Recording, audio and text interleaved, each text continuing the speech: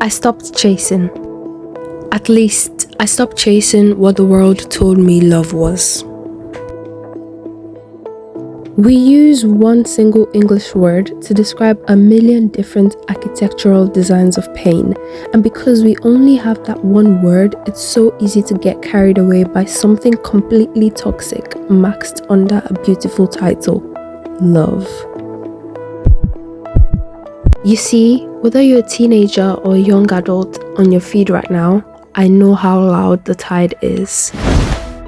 Especially when you're not yet participating in today's hookup culture. But don't let your eyes deceive you. You need to clock what is actually happening so you don't continue to feel abandoned, alienated, and anomalous. Psychologists tell us that the way we express love and the way we seek it is completely formed by our childhood environments and our past experiences.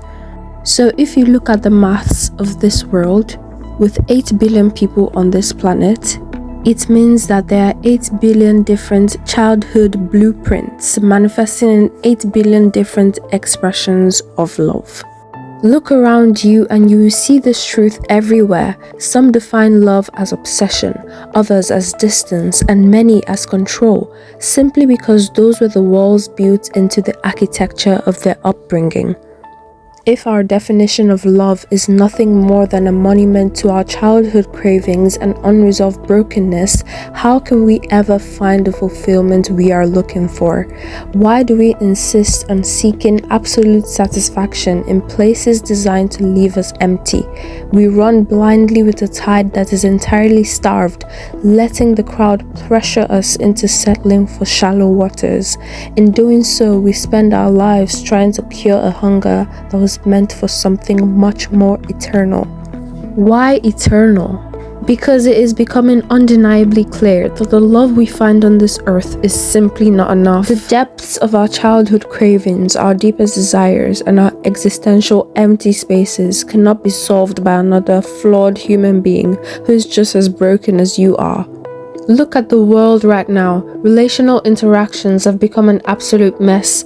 People everywhere are screaming into the void, complaining about the games, the superficiality, and how impossible it is to find someone who deeply, truly resonates with their soul. But maybe the problem isn't the culture. Maybe we are chasing 100% of our fulfillment and people who only have 50% to give.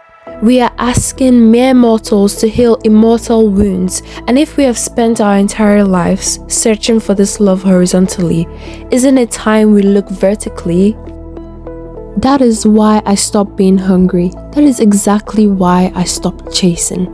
I stopped waiting for a love that isn't there, a love that has never reached the true depth of my soul. I started looking for something much more. I stopped chasing the fleeting sparks of a crush whose history I barely knew. I stopped pouring my heart into vessels that only left me completely depleted. I am not standing here telling you to become an ascetic or a monk, but I am asking you this question: why do you still feel empty? Why do you still feel this insatiable need for more and more love? That very emptiness is a living evidence that this world is not enough.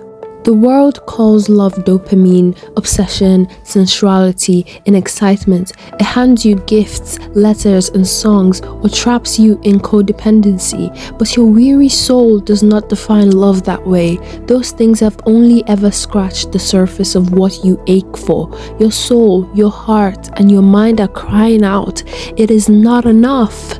The love we need has a better definition, an unflawed expression, a relentless motion, because we need it every single day. We need our love banks filled constantly. Maybe yours is running on absolute empty right now, or maybe the people around you are tired of trying to fill it. Maybe what the world calls love is actually starving your soul and you need a whole new diet. If this world is nothing but a collection of 8 billion fractures, where do we find the companion that will reach the depth of our soul? Look vertically. Look vertically, my friend, because when you look up, you stop staring at the fractures and you finally look into the face of love himself.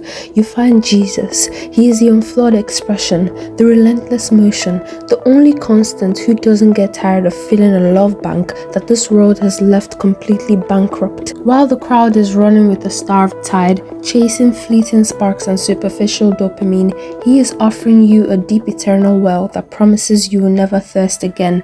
You do not need to stay empty. You do not need to keep trying to patch up your childhood blueprint with broken pieces from someone else's history. Stop chasing the things that deplete you. Look up. Find the companion who already knows the entirety of your story and has loved you through every single chapter. Look vertically. Your soul has been waiting for him.